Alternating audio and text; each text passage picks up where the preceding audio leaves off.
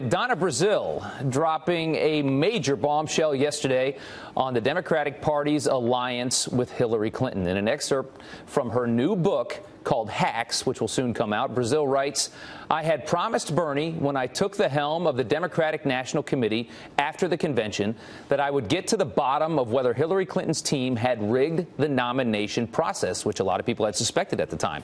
As Hillary's campaign gained momentum, she resolved the party's debt. It had become dependent on her campaign for survival. By September 7th, the day I called Bernie, I had found my proof, and it broke my heart. That is a major statement. Here now to react is contributor at The Hill and the Washington Examiner, Jen Kern. This is a huge allegation from the wing woman of Hillary Clinton in a lot of this. I mean, the person that they said gave her the questions from CNN. I mean, they were all in this together. And now here comes this book. What is the allegation that she says Hillary Clinton did here? Yeah, this is really astonishing, Rob. And Donna Brazile is really giving us an inside look as to what actually happened. A little play on words with Hillary's book tour.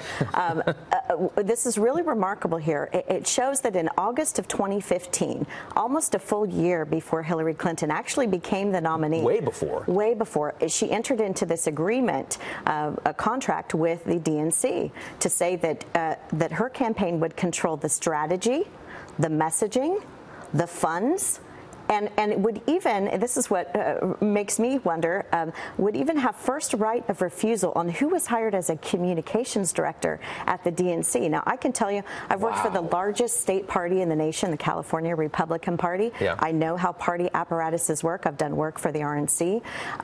This is highly, highly unusual. You don't get those kind of privileges until you become the nominee. The fact that Hillary Clinton engaged in this contract with Debbie Wasserman Schultz and the DNC almost a full year before she became the nominee is very troubling. This is back when Debbie was running the show, and basically you think that there was just an assumption, hey, I'm doing this thing. This is my turn. I don't care who else runs. This is my show. We're going to do this. And Debbie was just complicit. Yeah, you know, this really goes to show a couple of things. One, it goes to show how entitled Hillary Clinton was in her presumption that she was going to become the nominee. This is 25 years going of the Clintons feeling entitled to everything on the Democrat side. And it also shows us that the Democrat Party, once again, is proven to favor elitism and cronyism in their own party. It proves that, you know, when they talk about the big guy versus the little guy, which they so often do. The party of the people, they claim, Party of the people. It turns out they're big hypocrites. And you know why? Because they let party bosses and big money run their own party. And this is why the DNC is having problems with their rank and file. This is why they're having problems with the rest of America, because we see it now. Yeah. And one last question. Would Bernie have gotten that nomination had this been a fair fight? And how do you think he would have done in the general election? You know, it's hard to tell how he would have done in the general, but it would have been very interesting to see the populist fight on the left versus the populist fight on the right. This is something that Steve Bannon talked about on his recent 60 Minutes interview. It would have been interesting. If that had been a fair fight, it would have been a much more interesting campaign for the American people. And Trump and Sanders, in a weird way, they connected on a lot of issues. It was very strange, but they were very different and very similar in some ways. This is all very interesting. Thank you so much for coming on this morning. We do appreciate it.